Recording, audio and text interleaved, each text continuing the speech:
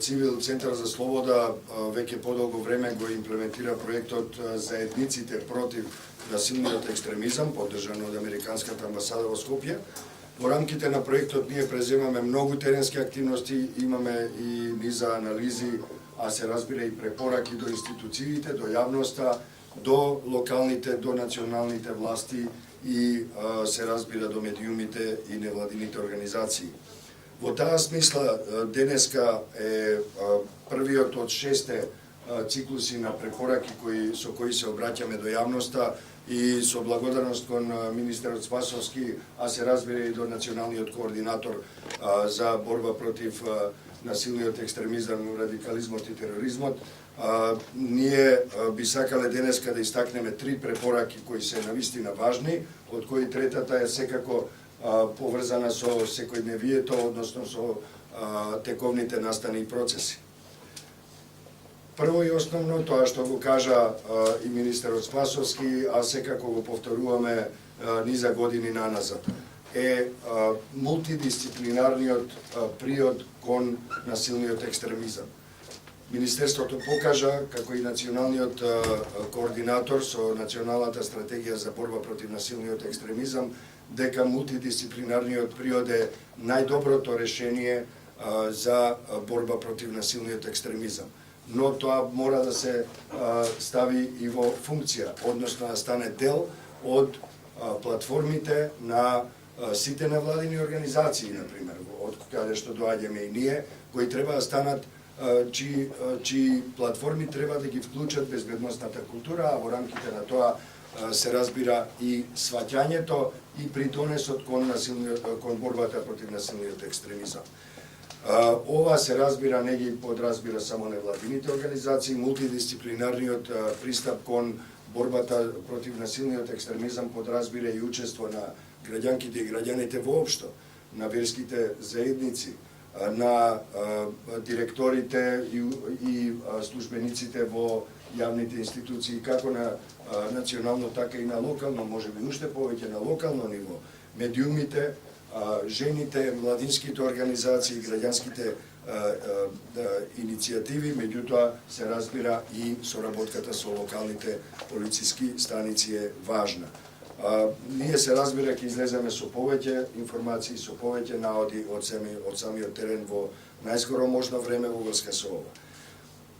Втората препорака е дека јакнењето на јавната свест и граѓанската едукација треба да стане дел од нашето секојдневие, бидејќи во она што се нарекува говор на омраза, може да се кријат потенцијали за навистина страотни настани и страотни инциденти кои можат да однесат човечки животи. Може би на прв поглед изгледа многу бегло или пак безопасно, но крајните инстанци, крајните исходишта од говорот на омразата можат да бидат навистина страотни и непредвидливи. Заради тоа апелираме ова да стане дел од секојдневието, почнувајќи од денеска.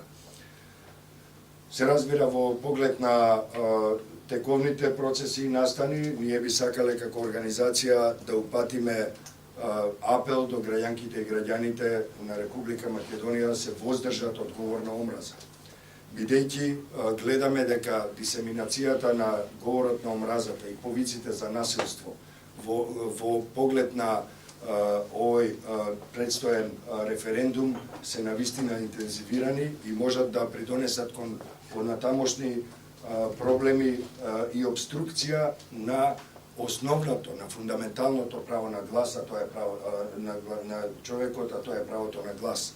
Ние сметаме дека говорот на омразата и заканите против луѓето што сакаат слободно да се изразат на референдумскиот процес се навистина сериозна обструкција на демократскиот процес, се кривично дело и исто така сметаме дека тие се неприфатливи. Го повикуваме основното јавно обвинителство да постапи во сите случаи во кои ќе се забележи, ќе се извести за говор на омраза, а особено за заплашување и насилство против оние кои сакаат слободно да се изразат на референдумот. За или против не е важно, меѓутоа овој процес, оваа тенденција ја забележуваме како многу опасна и по демократскиот развој на Република Македонија и се разбира по сите други процеси кои се важни за нашата држава. За 20 години се случи 27 април и тоа беше подигнат одговорот на омраза што секој ден го слушавме пред собрание. Но сакам да ве прашам гласата како да се бориме против ова појава ако на јавното обвинителство и треба повеќе од 3 недели за да достави обичен одговор. Видеото на господинот Бачев е јавно, цела држава го виде, 3 недели се уште нема одговор од јавното обвинителство. Како да се бориме против ова појава ако нема ниту една пресуда за говор на омраза во оваа држава? Јас имам две кратки поенти во поглед на вашето прашање, а тоа е следното. Прашањето е упатено најверојатно и до основното јавно обвинителство, кое уште еднаш покажува една бавност. Тоа нам, како на невладина организација, предпоставувам и вам како на јавност, ви значи дека таму се уште не е стигната демократијата и владењето на правото. Јас се надевам дека во најскоро време ќе видиме промена во таквото однесување и дека ова што јас сега го зборувам ќе изгледа дека е всушност неточно. Јас многу се надевам дека нема да бидам во право. Второто е апел. На говорот на омразата не смее да се одговори со говор на омраза. Во ниеден случај, а уште помалку со насилство. Значи, на говорот на омразата, повиците на насилство треба да се одговори со позитивни пораки, со повик на разговор и со насмевка, ако сакате.